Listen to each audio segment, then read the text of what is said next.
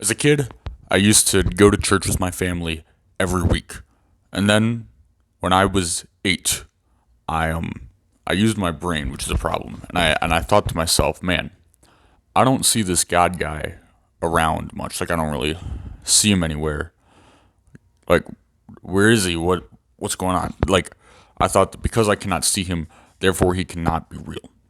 And I think the reason for this thought is because I read those Rick Riordan books as a kid. You know, the ones where it's like the mythical creatures and like the Greek gods and stuff like that. And in those books, those gods are able to come to Earth. They're able to interact with humanity, and like you know that it's them. Like they come physically as themselves, and it's more obvious that they exist in the realms of that fiction. And then I saw that gods was part of their descriptor, like Greek gods. And I was thought, well, our Christian God, I'm not really noticing him doing that. And I thought to myself, well, I can't see him. It can't be real. That's about as far as that thought went. And then I decided I couldn't support church anymore, and I started consuming more atheistic media because I had YouTube as a kid and everything, and that's sort of how I grew up. But that's a different video. Um, so that's most of my childhood, like from 8 on, and then like 15, maybe 14, it was around then. My mom says to me, "Hey kid, if you want to get your driver's license, like if you want me to get you through like getting your temps and drive with you and everything, then you need to come to our church and get like confirmed, or like go through confirmation, go through that class." So I did. And the first few weeks that they made us go, I would sit in just a different room in my church. Well, she would go to worship, and I would just sit in a different room, and I would watch YouTube on my phone, just like random videos. And then I would and then service is over, and they would have us meet in some other room, and then I'd go to that room and do the meeting, not taking all that seriously. But then slowly, as the meetings went on and on, I started like actually going to church through the day. And like the first few times I'd go to church, like they'd have like the unison hymns or like sing or unison prayers or like sing the hymns, and I wouldn't partake in that because I didn't want to lie in a church. I didn't want to say these prayers to a God I didn't believe in. I didn't want to sing songs about a God I didn't believe in. Like that was the mentality that I had.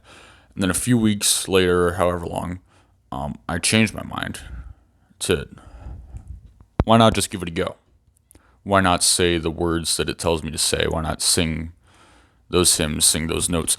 And then, so I did that for however long, and that sort of started opening my mind up to it, kind of like just because I was actually saying the words, I was participating in the actual service. And then on my own time, still watching YouTube, but different videos came up. Like there would be clips of, I think it said Cliff Knechtel, something like that, of him like having debates out in the street. People would ask him questions about their religion. Then he would like answer them. He would defend Christianity, and a lot of his arguments made sense. And it was like, wow, that guy really knows a lot. That's really impressive to be able to know that much. And then at the same time, I was also being seeing more redeemed Zoomer, like his old Minecraft videos, or the on like PowerPoint ones where he would like explain different parts of Christianity, and I thought those were really interesting too. And like between the two of them, I was watching them for a while, and then this is still during my confirmation year. There was an opportunity to go to a Christian weekend camp at a place I'd been to before, and I was like, I don't really want to do this. But then a different friend of mine who was in that confirmation class is like, yeah, this would be really fun to do. Why don't you come with me? So then I did, and it was a really good time. And there's a lady who was singing songs from the soul about like Jesus and God, and she was like, it was really good music, and I was like impressed that someone could have all that musical talent and then devote it to their God. Like maybe there is something going here. Like there has to be some feeling that you have to make so many beautiful songs about your creator. That opened my mind up more. Like the wow, these people are so good at what they're doing, and it's like a Christian thing. Like I had always understood it from videos I'd seen that Christianity had held back society, that it was like Christianity versus science, like all these sorts of things, to try and villainize Christianity. And I'm not going to claim that historically it's always been perfect as an institution, but overall it's been good. And just because the church might be flawed does not flaw the creator of the church in Jesus and God.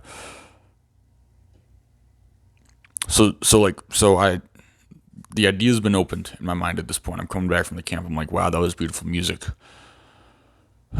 like beautiful everything, and I just started being even more open to it, and then I remember the day. It was February 20th, 2024, and I'm in my usual just like watching random YouTube videos, and I just a thought happens, and I'm like, what actually is Christianity? Because that's not something I'd asked myself in all those years.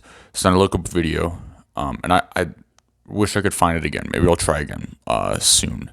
But it's like this guy, he's on a river, he's fishing, or he's talking about fishing. And I don't remember the analogy exactly, and I probably should have tried to find it again before talking about it in this video.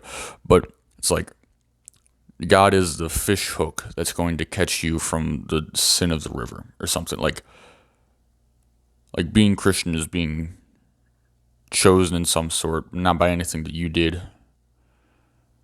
And like it's just a gift from the river, and it's handing off whatever you've been burdened with, handing it off to your creator, and becoming free through him, and that sort of thing. And that video changed my mind. I'm doing the argument a travesty, I think, in the way that I said it. Maybe I'll include it in the comments or something.